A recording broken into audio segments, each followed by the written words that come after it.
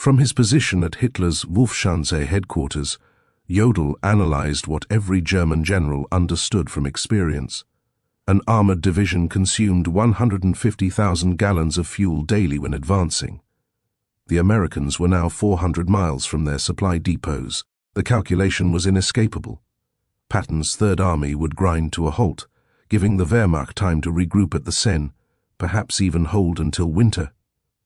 What Jodl didn't know was that 125 miles away, 5,958 trucks were already rolling eastward in an endless convoy.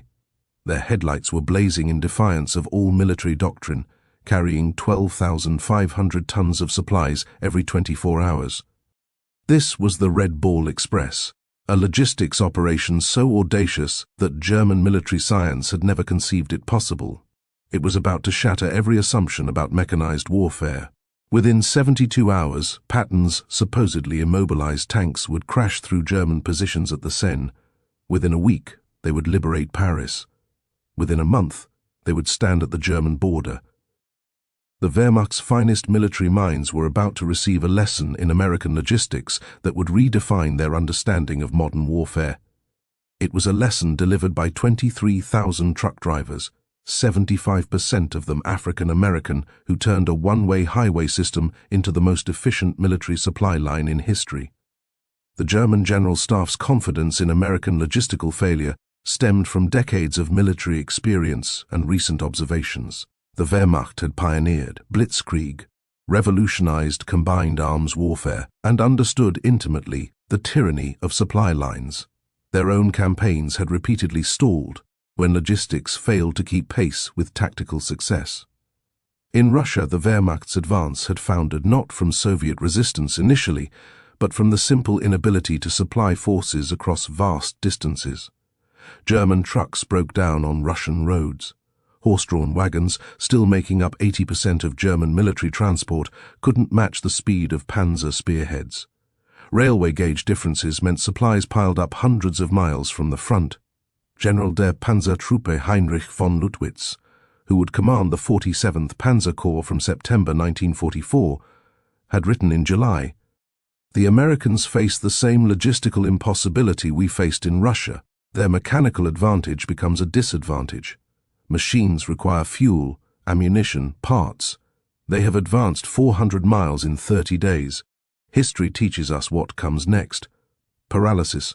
German intelligence meticulously tracked American consumption rates.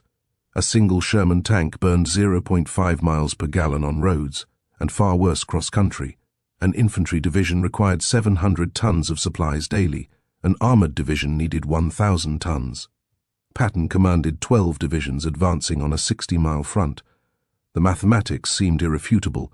12,000 tons daily, transported 400 miles from the beaches over damaged roads, through a transportation network the Germans had systematically destroyed during their retreat. General Major Siegfried Westphal, who would become Chief of Staff to Field Marshal von Rundstedt in September, calculated on August 20th, even if the Americans possessed unlimited trucks, which they don't, and perfect roads, which they don't, and no mechanical failures, which is impossible, they still couldn't sustain Patton's advance more than another 48 hours. Physical laws cannot be violated, not even by American industry. At 2 p.m. on August 25, 1944, in a requisitioned French chateau near Lai, Lieutenant Colonel Lauren, a Ayers of the Motor Transport Service, faced a room full of skeptical officers. The math they presented was stark. Patton's Third Army was consuming supplies faster than any army in history, advancing at speeds that defied all logistical planning. Traditional supply methods, railway transport, scheduled convoys, depot-to-depot distribution, had collapsed under the strain. "Gentlemen," Ayers announced, "we're going to create a one-way highway from Cherbourg and the beaches to the front lines. Every vehicle will run 20 hours out of 24. No stopping except for gas and emergencies. We'll move 12,500 tons daily minimum." The name came from railway terminology. A Red Ball freight was an express shipment that took priority over everything else. The Red Ball Express would operate on the same principle, absolute priority. No delays, no exceptions. The technical specifications defied German military doctrine. 2 parallel one-way highways, one for loaded trucks going forward, one for empties returning. 24-hour operations with headlights blazing, abandoning blackout discipline. A no-stop policy except for fuel and mechanical failure. 5-minute convoy intervals, maintaining a 35 miles per hour average speed.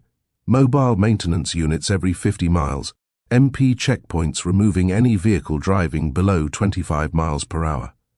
Colonel Charles O. Thrasher, commanding the advanced section of ADSEC, Advanced Section Communication Zone, reviewed the projected numbers. We need 140 truck companies, 5,958 vehicles minimum, operating at 90% availability. That's impossible by any logistics textbook ever written.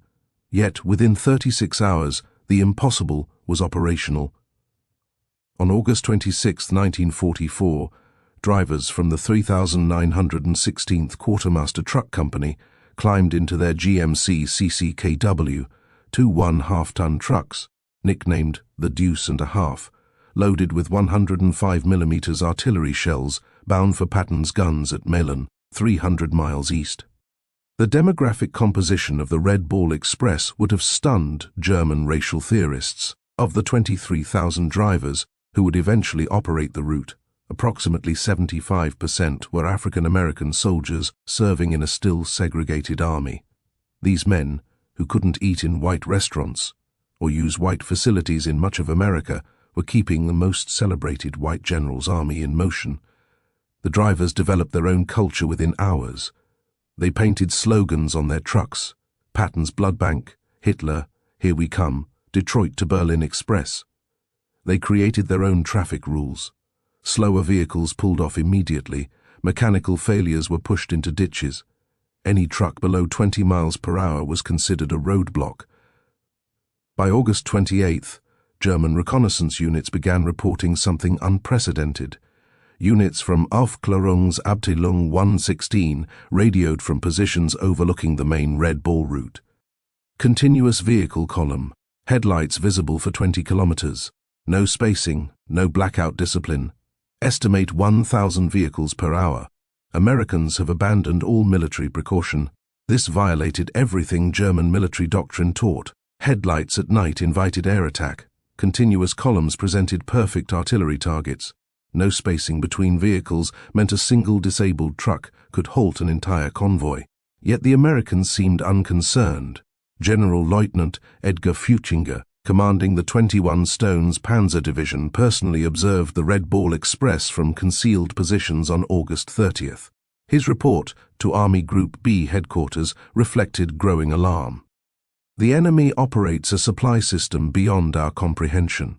Vehicles pass at 30-second intervals day and night without pause. They don't hide, don't disperse, don't follow any rules we understand. It's not military science, it's mass production applied to warfare. What the Germans couldn't understand was that American logistics operated on different principles entirely. Where German doctrine emphasized concealment, Americans relied on volume. Where Germans conserved vehicles, Americans assumed 20% mechanical failure and planned accordingly. Where Germans followed strict military procedure, Americans improvised continuously. The numbers achieved by the Red Ball Express defied German calculations of what was logistically possible. First week, August 25th to 31st, 1944, 89,939 tons of supplies delivered, daily average, 12,848 tons. Round-trip distance, 686 miles. Vehicle rotations, 5,958 trucks, making 1.5 trips daily. Fuel consumed by the operation itself, 300,000 gallons. German logistics specialists who captured these numbers from American documents dismissed them as propaganda. But the numbers were real, and they were accelerating. By September 5th, the Red Ball Express had established a rhythm that seemed impossible to German logistics officers, who still relied on horse-drawn wagons for 80% of their transport. Convoys departed every 5 minutes from the western terminus. Average convoy, 67 vehicles. Load per vehicle, 5 tons standard, 7 tons as a frequent overload. Time to cover 350 miles one way, 14 hours average. Turnaround time at each end, 2 hours. Vehicles in constant motion, 5,000 at any given moment. The Red Ball Express generated innovations hourly, as drivers and mechanics solved problems German military science considered insurmountable. When trucks broke down, approximately 1,800 daily, mobile maintenance units performed repairs on the roadside. Mechanics developed a triage system, 15 minutes to fix it or push it off the road. Parts were cannibalized from vehicles deemed unrepairable. Engines were swapped in 45 minutes using mobile cranes.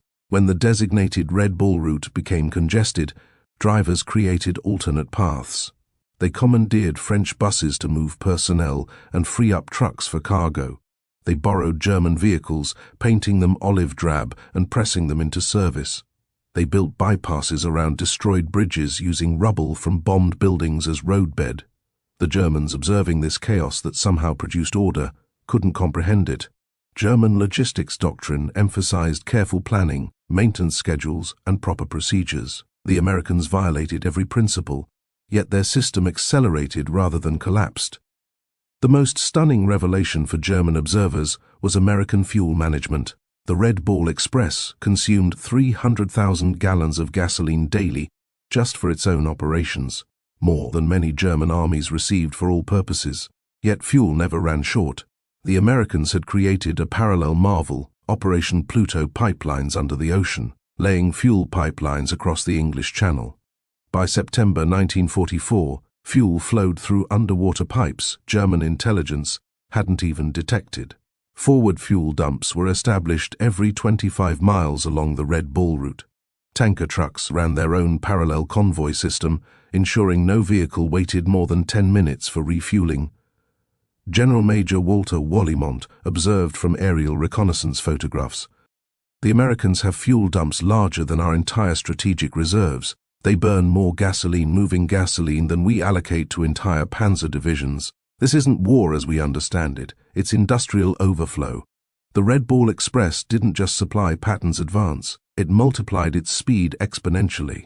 German military doctrine calculated that an armored division could sustain a 20 to 30 mile advance daily under optimal conditions. Patton's divisions, supplied by the Red Ball Express, averaged 40 to 60 miles daily for weeks. On September 1, 1944, the 4th Armored Division advanced 30 to 5 miles in morning operations, halted for resupply at noon, where Red Ball trucks were waiting with fuel and ammunition, and then advanced another 32 miles in the afternoon. This 67-mile single-day advance shattered German defensive planning, which assumed maximum 30-mile daily advances. Generaloberst Heinz Guderian, reviewing the reports in East Prussia, initially refused to believe them. No armored force can advance 60 miles daily for a week. Mechanical failures alone prevent it. This is propaganda or misidentification, but intercepted American radio traffic confirmed it. More disturbing for German commanders, the Americans were broadcasting their positions openly, without code, supremely confident in their ability to move faster than Germans could react. By September 5, 1944, German intelligence had compiled comprehensive reports on the Red Ball Express. The implications were catastrophic for Wehrmacht planning. Every assumption about American military capability required revision. The report contained observations that defied German military science. Americans wasted vehicles prodigiously, abandoning damaged trucks rather than repairing them. Drivers operated on stimulants for days, violating every principle of personnel management, no camouflage discipline, making the entire system vulnerable to an air attack that never came. Mechanical failure rates of 30% daily were simply overwhelmed by redundancy, fuel consumption that would bankrupt any European military. Field Marshal Walter Model's response revealed growing desperation. If these reports are accurate, we face not a superior army, but a superior civilization. They make no effort to hide because they don't fear us. They waste resources because they have infinite resources. We cannot defeat this with military tactics. The Red Ball Express drivers paid a physical price German observers couldn't see. Drivers operated for 72 straight hours, hallucinating from exhaustion and benzodrine. Accidents killed 300 drivers during the Red Bull's operational period. Trucks collided in fog, overturned on damaged roads, and burned when overheated engines ignited, yet morale remained extraordinarily high. These men, mostly African Americans denied equal rights at home, understood they were making history. They were proving Hitler's racial theories wrong with every mile driven, every ton delivered. Captured German officers provided eloquent testimony to the Red Bull Express's impact. Oberst Hans von Luck, taken prisoner in September 1944, told interrogators, "We knew we'd lost when we understood your supply system. You violate every rule, waste fuel, abandon vehicles, exhaust drivers, yet succeed through sheer volume. You've industrialized warfare beyond our comprehension." The psychological impact on German forces was devastating. Wehrmacht soldiers could hear American trucks all night, every night. Endless motors, endless supplies. They had 3 rounds per rifle while Americans were bringing millions of rounds. The sound itself became psychological warfare. The vehicles themselves amazed German engineers. The GMC CCW-2 1/2-ton truck, the backbone of the Red Bull Express, represented mass production perfection. General Motors had produced over 500,000 of these vehicles by war's end, more trucks than the entire German military possessed of all types combined. The trucks featured innovations Germans hadn't implemented: all-wheel drive as standard, not an exception, automatic tire inflation systems, waterproofing that allowed 30-inch fording, engines that ran on low-quality fuel without modification, heaters that actually worked in winter. More stunning was American maintenance philosophy. Where Germans rebuilt engines, Americans replaced them. Where Germans rationed parts, Americans discarded entire vehicles for minor problems. Where Germans had master mechanics, Americans had thousands of competent mechanics who could perform 80% of repairs. As the front moved east, the Red Bull Express adapted with a speed that stunned German planning officers, who were accustomed to weeks of preparation for major logistics changes. When the original route to Chartres became insufficient, Americans created Red Bull Express extensions overnight: White Bull Express, Rouen to Paris; Green Diamond, Cherbourg to railroad transfer points; Red Lion, Bayeux to Brussels; ABC, Antwerp, Brussels, Charleroi. Each new route was operational within 48 hours of conception. German staff officers required weeks to plan similar operations. The Americans simply painted new markers, assigned trucks, and started rolling. The predominance of African American drivers in the Red Bull Express created cognitive dissonance for German racial theorists. Nazi ideology declared blacks inferior, incapable of technical tasks, and lacking initiative. Yet, these drivers were performing logistics miracles that German forces couldn't match. The African American soldiers understood the irony. They knew what the Nazis thought of them, which made them drive even harder. Every mile they drove proved Hitler wrong. They were fighting racism with truck keys, defeating Nazi ideology through superior performance. Some German prisoners forced to load Red Bull trucks as laborers found their worldview shattered by working alongside African American sergeants who calculated weight distributions faster than German engineers, who spoke better English than German English instructors, and who treated prisoners fairly despite everything Nazi propaganda had told them about racial behavior. The Red Bull Express required infrastructure Germans deemed impossible to create under combat conditions. Engineers built or reinforced 40 bridges, created 15 major fuel depots, established 26 maintenance stations, and constructed 8 temporary cities for drivers, all while the operation was running. The bridge at Mantes had been destroyed by German engineers specifically to halt American logistics. The Wehrmacht calculated its replacement would require 6 weeks minimum. American engineers built a temporary bridge in 14 hours, while Red Bull convoys detoured only 8 miles on hastily bulldozed bypass roads. German engineers observed American construction methods with amazement. No planning meetings, no detailed blueprints, just immediate action. They built faster than Germans could destroy, creating infrastructure that appeared overnight in French fields. One Red Ball Express achievement particularly stunned German artillery officers: ammunition supply rates that exceeded their highest theoretical calculations. American artillery units fired without restriction, a luxury no German unit had enjoyed since 1942. During the reduction of Metz's fortifications in September 1944, the 19th Corps Artillery fired 100,000 rounds in 24 hours.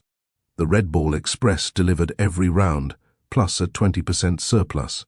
German artillery defending Metz was rationed to 50 rounds per gun per day. The disparity was overwhelming. American guns fired continuously for hours, while German artillery officers calculated that such bombardments required 50 truckloads of ammunition per hour.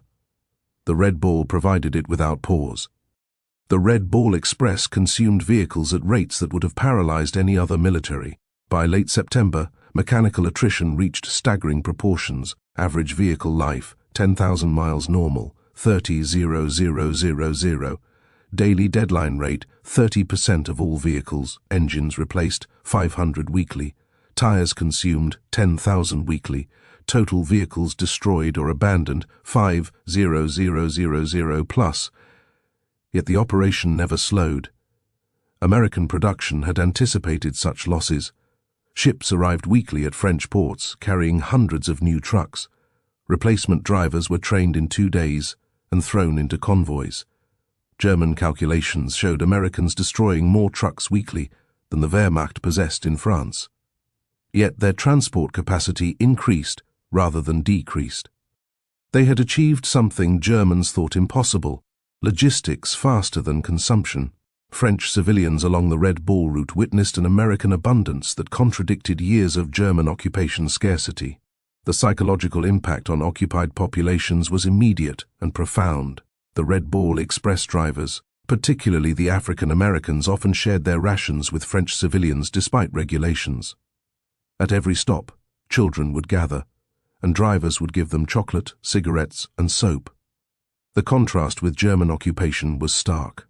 Americans gave away casually what Germans had rationed strictly. German intelligence reported the propaganda impact. French civilians now believe American victory inevitable. They cite the truck convoys as proof. Resistance activity has increased 400% along Red Ball routes. The population that accepted our occupation now actively opposes it. In early September 1944, the Red Ball Express faced its greatest challenge. Patton's Third Army had advanced so far that even the Red Ball struggled to maintain supply rates. The round trip now exceeded 700 miles. Drivers were collapsing, and vehicles were disintegrating. German intelligence detected the strain. General der Panzertruppe Hasso von Manteuffel reported on September 8th, American supply lines show signs of collapse. Convoy intervals have increased from 5 to 15 minutes. Vehicle speed has decreased. This is our opportunity. But American adaptability again surprised the Germans. Within 72 hours, the Red Ball Express reorganized. They created intermediate transfer points, cutting individual runs to 350 miles. They implemented driver rotation systems, established forward maintenance bases, and doubled the number of assigned vehicles. By September 12th, tonnage delivery had actually increased. The crisis that should have halted Patton only made the system stronger. Supplementing the Red Ball Express, Americans implemented another logistics solution Germans deemed impossible: large-scale aerial supply. C-47 transport aircraft began delivering critical supplies directly to forward units, each aircraft carrying 3 tons. On September 16, 1944, Wehrmacht observers counted 900 transport flights in a single day, delivering 2,700 tons by air. The Luftwaffe, at its peak, had managed 300 tons daily to Stalingrad, and considered that a maximum effort. The Americans used transport aircraft like trucks, with no fighter escort concerns and no fuel limitations. They assumed losses and overwhelmed them with numbers.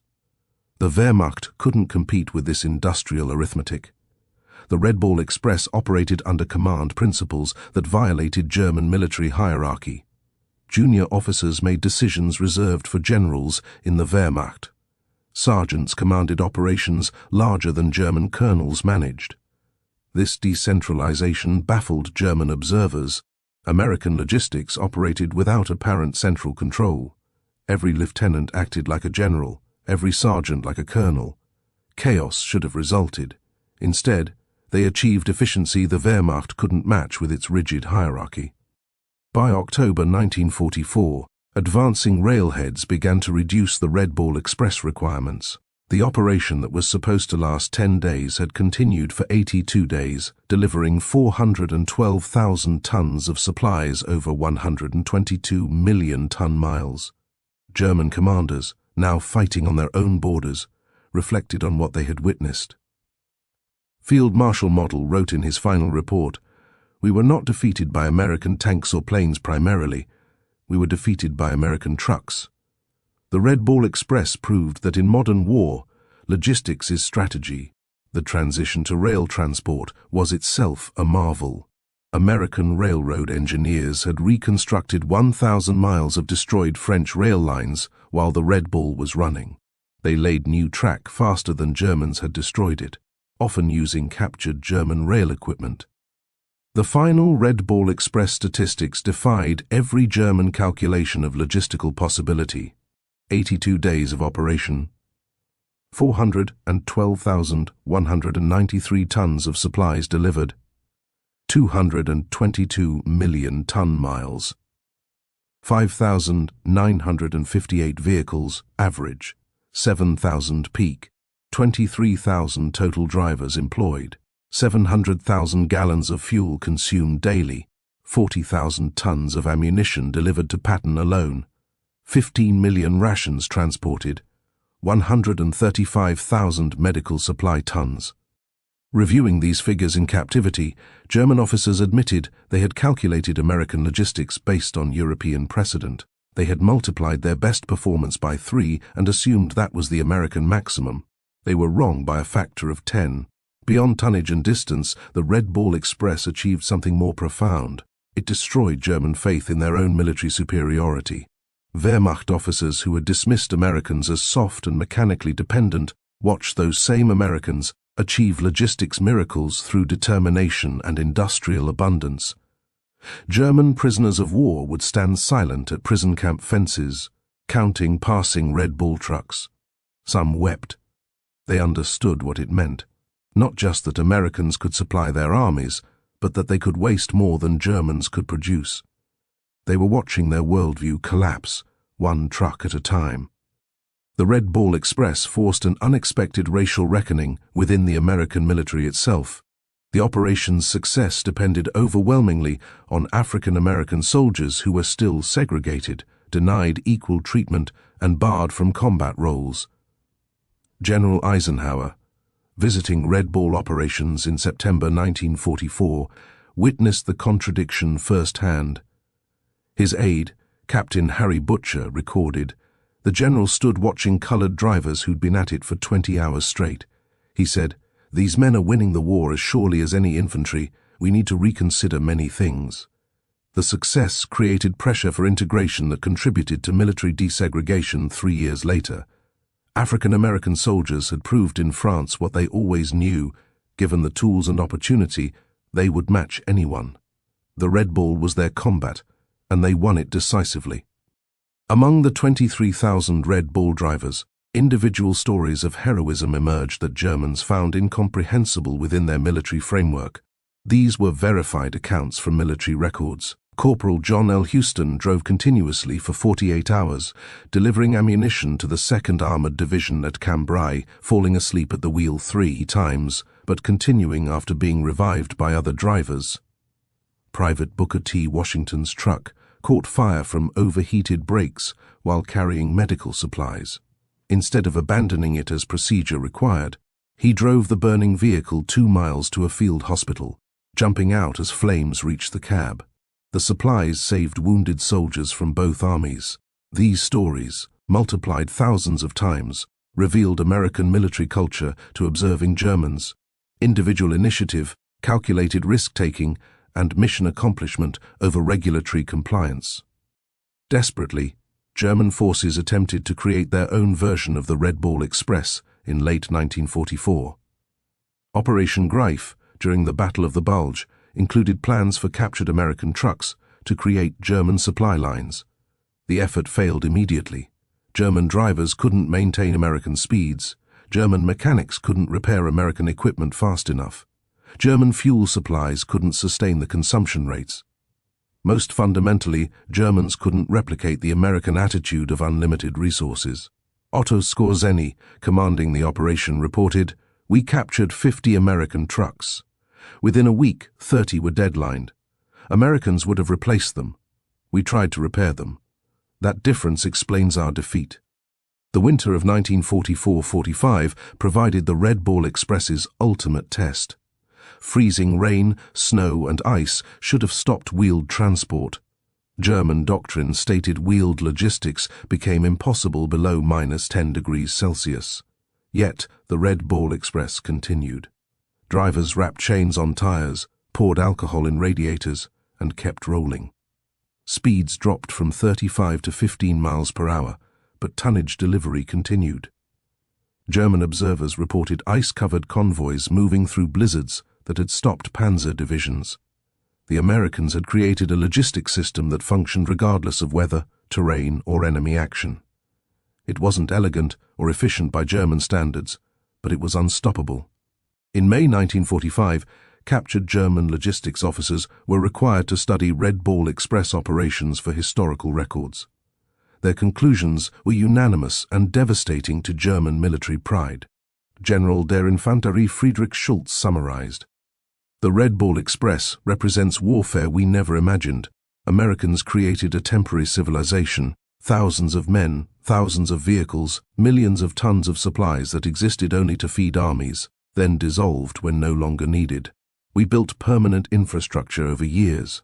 They created superior temporary systems in days." The most insightful analysis came from General Heinz Guderian, father of German armored warfare. "We invented blitzkrieg but never solved its fundamental limitation, logistics. Americans solved it through industrial excess we deemed impossible. The Red Ball Express was not a supply line, but a flowing river of material that drowned our forces." The Red Ball Express cost the United States approximately $100 million in 1944. Vehicles destroyed, fuel consumed, roads destroyed, French claims for damage. German staff officers, accustomed to managing scarcity, found the figure incomprehensible. Yet Americans considered it cheap. The operation enabled the capture of 400,000 German soldiers, the liberation of France, Belgium, and Luxembourg, and shortened the war by an estimated 6 months. Each day of war cost America $250 million. The Red Ball Express paid for itself in a single day of shortened conflict. Lieutenant General John C. H. Lee, commanding logistics for the European theater, stated, "We wore out 5,000 trucks and 23,000 men to destroy the German army in France. In any previous war, that would be catastrophic losses. In American industrial war, it's acceptable overhead."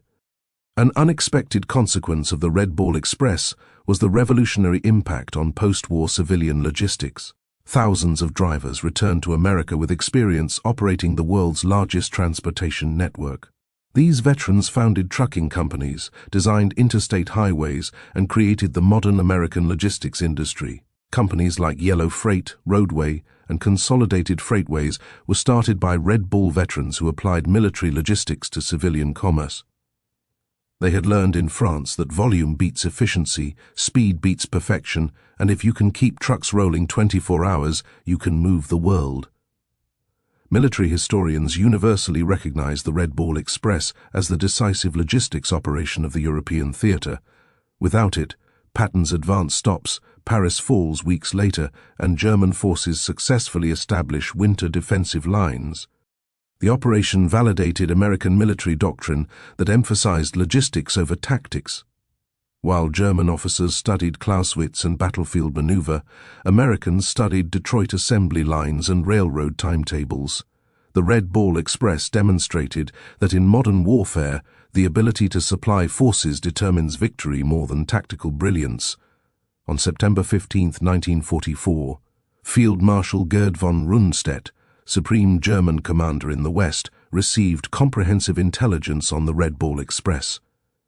After studying the reports for hours, he summoned his staff. "Gentlemen," he announced, "we face something beyond military solution.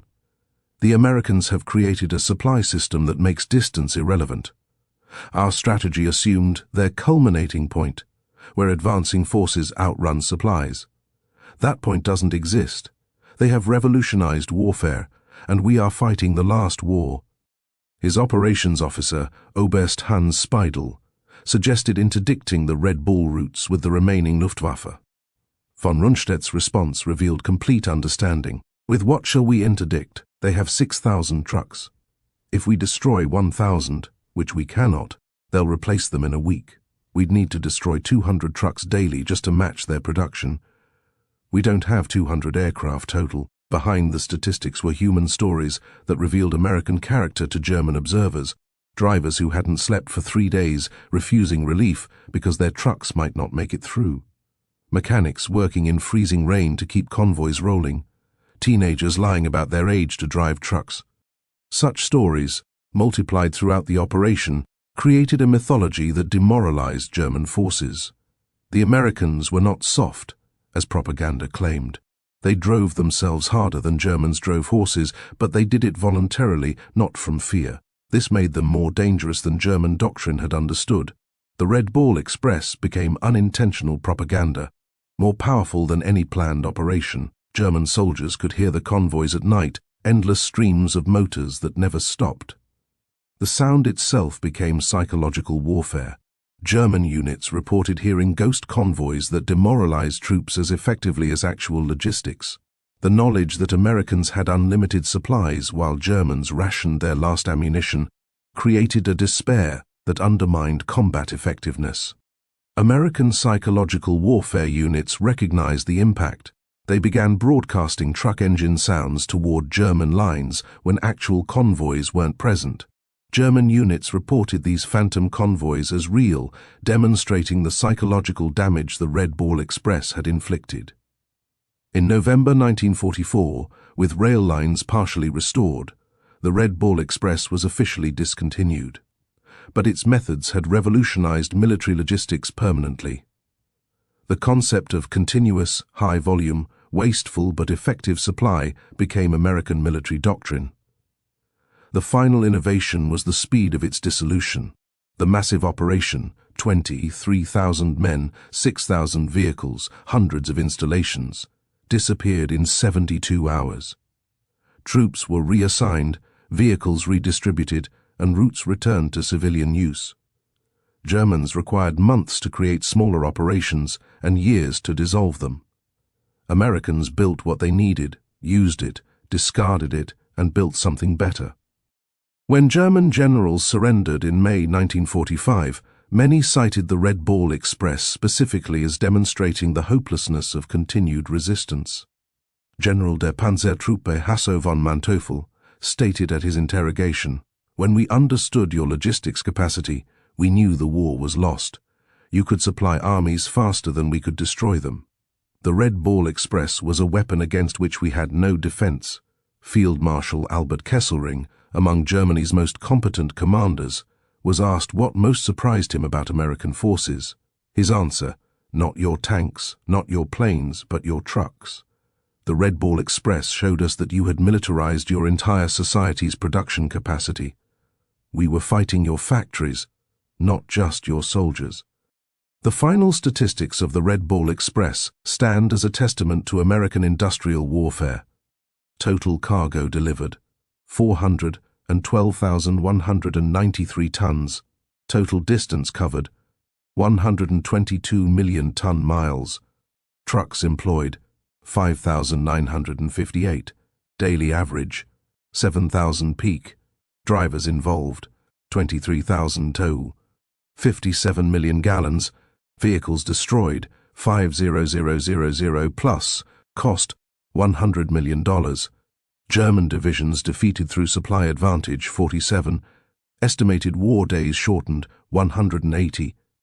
These numbers tell a story that transcended military operations. They represent the moment when warfare changed forever, when industrial capacity became more important than tactical brilliance, when logistics determined strategy rather than serving it. In 1994, on the 50th anniversary of D-Day, the United States Postal Service issued a commemorative stamp honoring the Red Ball Express at the National Postal Museum in Washington, D.C. The ceremony recognized the operation that had been overshadowed by combat operations but had proved equally decisive in Allied victory. Veterans who attended spoke of their pride in an operation that proved American industrial might and individual determination could overcome any obstacle. They had driven through exhaustion, through mechanical failure, through weather that stopped armor. They were black soldiers mostly, segregated, discriminated against, and denied recognition during the war, but they had delivered victory at 35 miles per hour. The Red Ball Express proved that in modern warfare, logistics is not support, it is the main effort. The operation demonstrated that an industrial democracy could mobilize resources on a scale that totalitarian efficiency couldn't match. German generals who had laughed at American logistics were silenced by 6,000 trucks delivering 12,500 tons daily across 700 miles of liberated France. They had assumed Americans would follow European precedent, conserve resources, and advance cautiously. Instead, Americans created a logistics tsunami that drowned German forces in Allied abundance.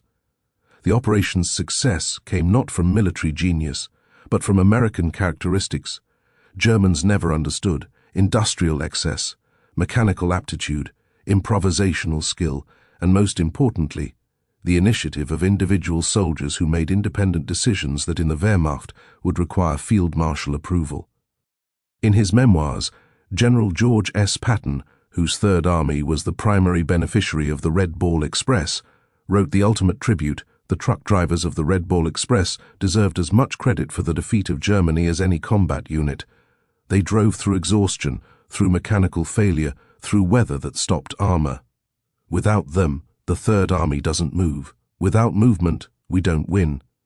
They were black soldiers, mostly segregated, discriminated against, denied recognition.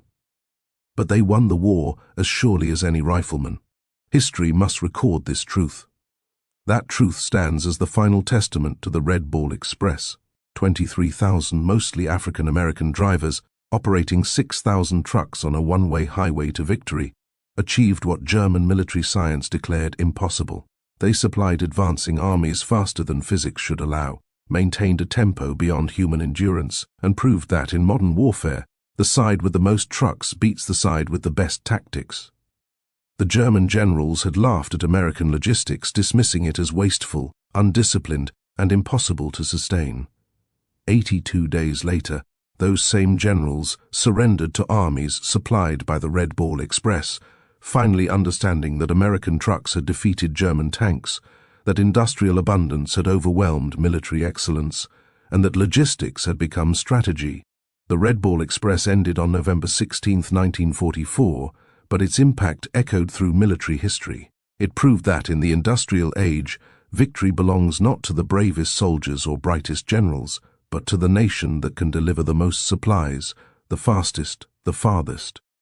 The German generals who laughed at American logistics in August 1944 signed surrender documents in May 1945, defeated by 23,000 truck drivers who revolutionized warfare at 35 miles per hour. Their story deserves its place among the great military operations of history, not because it was elegant or efficient. It was neither, but because it worked. The Red Ball Express kept Patton rolling, kept the Germans retreating, and proved that in modern war, the convoy of trucks matters more than the column of tanks. The highways of France still bear the scars of the Red Ball Express, ruts worn by overloaded trucks, bridges hastily repaired, roadsides littered with abandoned vehicles. But the greatest monument to the operation is the speed of Allied victory. Every day the war was shortened, saved thousands of lives. The Red Ball Express shortened it by months. In the end, the German generals who laughed at American logistics learned the hardest lesson of modern warfare. Amateurs talk tactics, professionals talk logistics, and Americans talk trucks. The Red Ball Express was America talking very loudly indeed, in the roar of 6,000 engines that never stopped, carrying democracy and destruction at 35 miles per hour down a one-way road to victory. The last word belongs to a German officer whose name is lost to history, quoted by a Red Ball driver at the 1994 commemoration. Standing beside a road in Belgium, watching the endless convoy of American trucks, the officer said in accented English to his captives, "We prepared for everything. Your tanks, your planes, your ships. We never prepared for your trucks. How do you defeat an enemy who has more trucks than you have soldiers?" The answer rolled past him at 5-minute intervals, driven by exhausted Americans who were rewriting the rules of warfare, one delivery at a time. The Red Ball Express had made logistics into strategy, supply into victory, and trucks into the most decisive weapon of the European war. The German generals stopped laughing when they understood this truth, but by then, Patton was already at their gates, supplied by the greatest logistics operation in military history.